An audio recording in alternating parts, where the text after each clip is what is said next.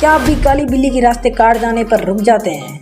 पर क्या आपको इसके पीछे का असली लॉजिक पता है?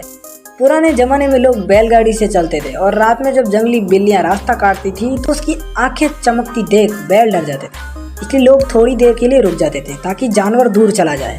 ये कोई अपशगुन नहीं, बस एक सेफ्टी ब्रेक था। तो भाई अब तो आपके पास कार और बाइक हैं, बिल्ली बेचारी खुद आपसे डर के भाग रही है। वैसे अगर फिर भी डर लग रहा है तो थोड़ी देर रुक जाओ, कम से कम उतनी देर में फ़ोन ही चला लोगे।